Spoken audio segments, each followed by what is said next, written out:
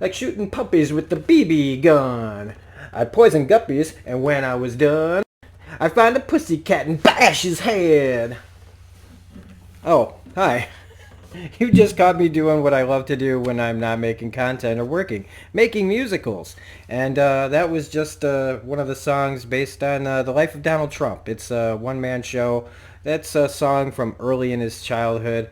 Kind of wanted to establish where that guy came from. And so right now we're about to watch the Maltese Falcon for Rob's Never Seen. And one thing that I didn't really cover in the review as much as I'd like to is how much uh, modern cinema, the cinema from my childhood, from like the 80s onward, really you can tell the influence of noir filmmaking from this kind of classic noir film. They had the pulp novels, and then these movies came out and started film noir. And years later, you've got the Coen brothers making some of the best, films out there. And without movies like the Maltese Falcon, the Coen brothers movies and other people that make thrillers like Brian De Palma and stuff like that probably just wouldn't have made such great films or movies as great if they didn't have these coming before it. So get ready for another Rob's Never Seen, and I hope you enjoy it. Bye.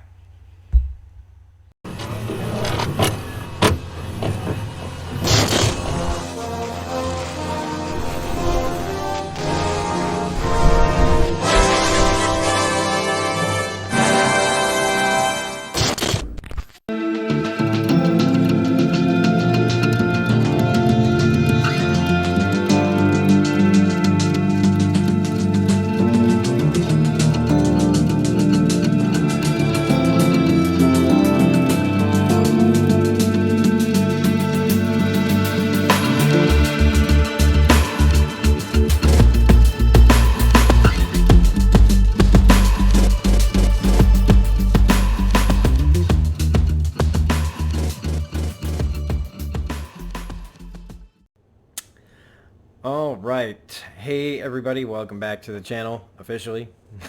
This is Rob here at Smirking Gun Reviews, and we are back with our third installment of Rob's Never Seen. And continuing the tradition that we've been doing for the last two movies, we are talking about another Humphrey Bogart movie, this from October 3rd, 1941. It's another John Huston written and directed film, The Maltese Falcon. Another pretty classic movie. I shouldn't say pretty classic. It is a classic movie by many people's standards. And we are going to be getting into it right now. Now, if you like what we're doing on the channel here, and you're not a subscriber, don't forget to become a subscriber. If you're new in general, welcome. If you're a returning subscriber, welcome back. How's everybody doing? So, okay. So I really liked Casablanca. I really, really did. And The Treasure Sierra Madre, also really, really liked. Maltese Falcon. Well, the Maltese Falcon is going to fall into a category kind of like how I feel about movies like the Safdie brothers make, and like I was thinking about White Lotus. Very well. I think it's got a great screenplay. I think it's got pretty good acting from some of the actors. I think it's a very, for all the things that I know are good about it, I did not enjoy myself very much watching this movie. Now, I tried to think, well, maybe it's because I just had a long day of work. I donated plasma, as I always do. You can see my little bump here, where I got my Band-Aid. But I'm feeling pretty awake. I'm feeling pretty spry. I donated plasma. I worked all day, but I'm pretty with it right now. And I just sat through that, and I just found myself so often through it just checking out. And I had started taking notes, and I stopped. Because I kind of felt like I really didn't need to take notes to talk about this. So, again, this, I mean, some of the things I wrote down right early were that it is based on a novel. Uh, one of my one of the people in the viewing party that watched this reminded me that this was already the third adaptation of this book, and it's only 1941. There were two in the 30s, and then this, which was like, wow. Three Maltese Falcon movies in like 10 years. That's wild. Now, I'm really trying to figure out how to talk about this. So first I'm going to do what I've been doing, which is just acknowledging the cast, because it is a pretty decent cast.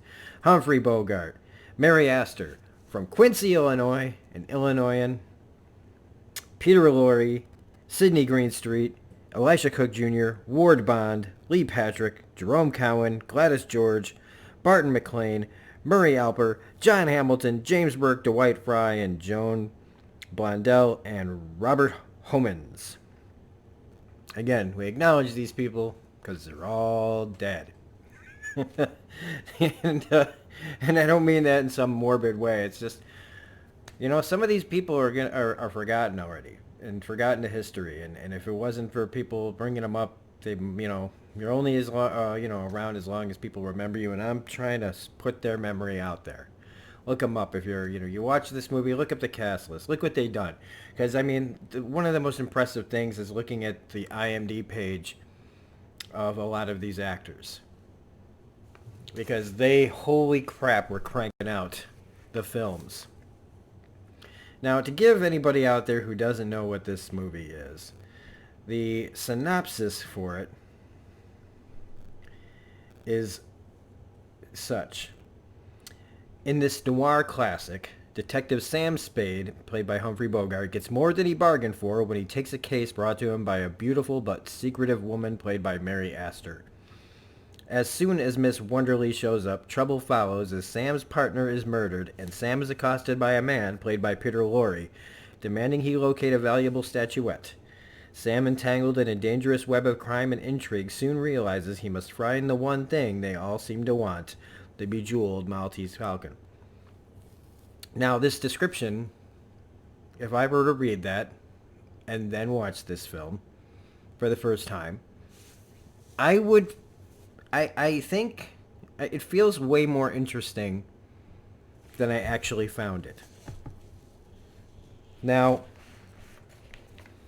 I do love noir, and this is a noir film, and this is kind of one of those movies I think people would look at and do look at and say, this is classic noir, and it is. You've got double cross. It seems like there's double crosses and triple crosses, and nobody's who they say they are, and nobody presents them.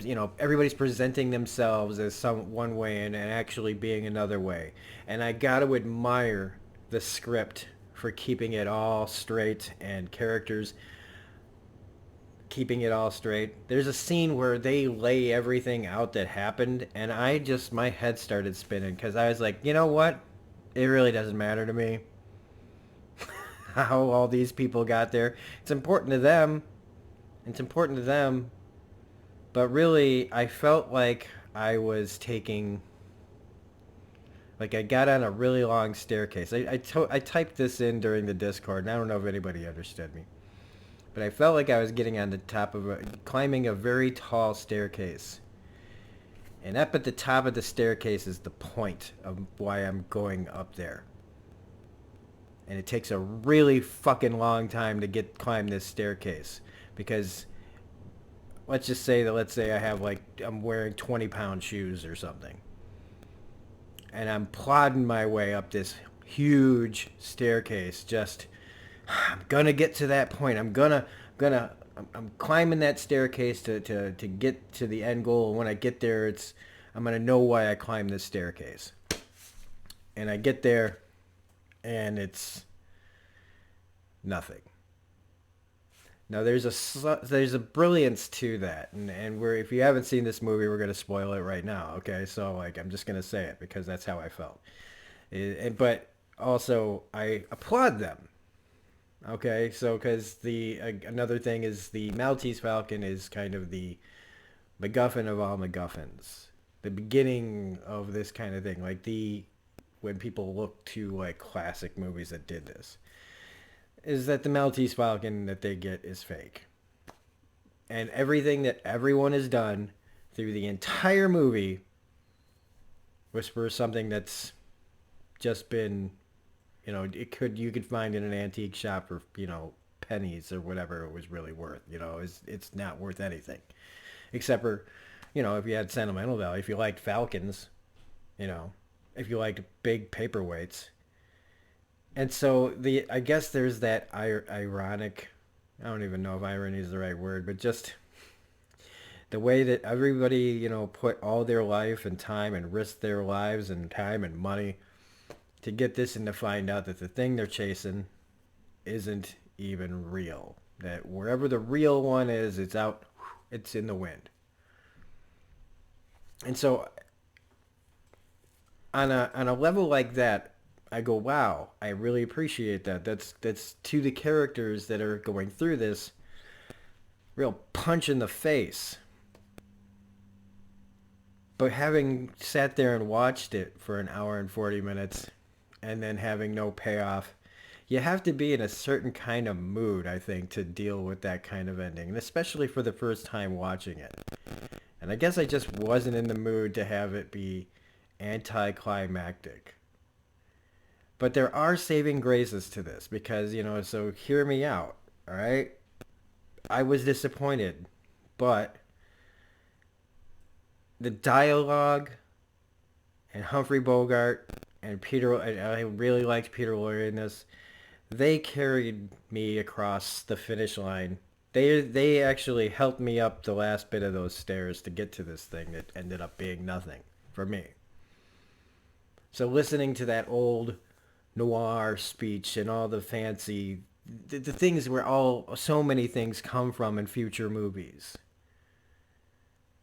Witnessing those moments and seeing for the first time this kind of detective that I've never really watched before. I've only seen in parody or people, copying it over and over and over and over through the years.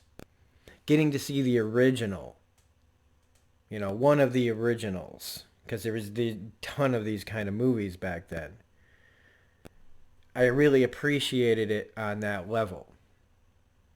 And I've seen Peter Lorre in 2 movies now in the last week, and I don't get why they really tried to play him up as so creepy. I'm sure that there's performances out there that must be more creepy, because I actually found him to be quite interesting in both Casablanca and this. In fact, he's more interesting in this, really, because he gets a lot more to do.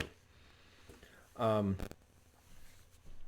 Bogey just being the fast talking detective, and it was all really, really cool. That was all really, really cool. And the femme fatale, even though, I mean, I'm sure Mary Astor was knocking him dead back then, but by today's standards, I mean, she's just another lady. But the actress was great. She was great, even though I could see through her, through the whole time. But like the fact that when things started coming out about her and everything, it was interesting to see all these things unfold. I just really wasn't enjoying it. Like wasn't enjoying it at the time, but what I was trying to do while I wasn't enjoying it was trying to acknowledge the things that are working, that are good, even though at the time I'm thinking it, I'm also not having a great time watching it. So that's about, I mean, I felt like I was going to be ready to talk a really long time about this film. I was paying attention to the world around this movie. I was looking at the old phones. I was looking at the old cars. I was looking at the guys in fedoras. I was looking at the way that they did things film-wise. I mean, I even saw there's an edit in the middle of like Bogey's big speech near the end while he's talking to her. And all of a sudden there's a cut, like a fast cut right in the middle of his speech. It was just like... So I was paying more attention to the filmmaking and the world of 1940 because, I mean, I am fascinated by it. It was 80 years ago.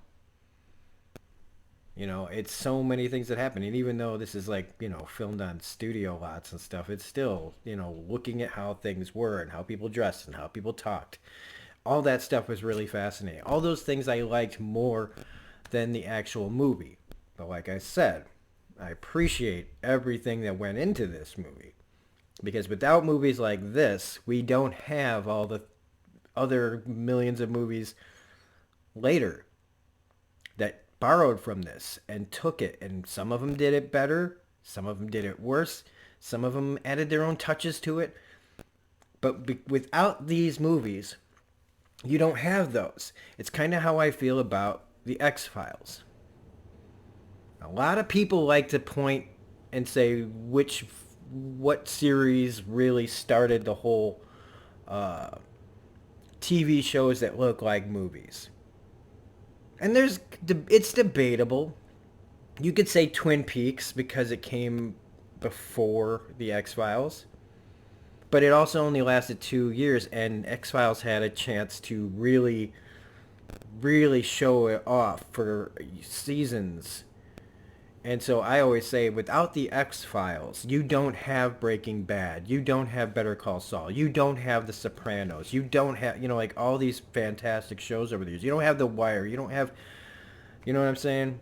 And so, and it's just an example. And you don't have to agree with me on the X-Files thing. It's just an example of like, without the one thing, you don't get, and I mean, without Kolchak the Night Stalker, you don't have the X-Files. So something always comes before something else. And if it's good, and maybe it doesn't even have to be that good, people will take it and make it better or something, and show the influence, and seeing the influence that this movie clearly had on so many other filmmakers and so many other writers and actors, and just how things are done and how story is told, that's the part that I can really appreciate about this movie. I probably will never ever see it again. So thankfully I have this evidence and proof of talking about it. I mean, the last line being the stuff that dreams are made of. Didn't know that was in here. And that's the thing. It's true. Like it actually even expands on what I just said. This movie is the stuff that dreams are made of. People will see this and go, this will give me an idea for something else. This will give me, you know, inspiration to make my art. Unfortunately, I just didn't enjoy watching it as much as I liked appreciating what it is in its place and time, and what it meant and what it still means to history of film and acting and writing and all of that. So, anyway, if you liked this review, please hit the like button, comment, share, subscribe, hit the bell for all notifications. Otherwise, if you hated every single thing I just said, and you couldn't appreciate the fact that I was trying to appreciate this movie, well, we can give you the last 18 or so minutes of your life back. So, if you did like it, please put on shades, look away. If you have a dangerous sensitivity to light, get the hell out of the room, because we're going to give these people a better memory.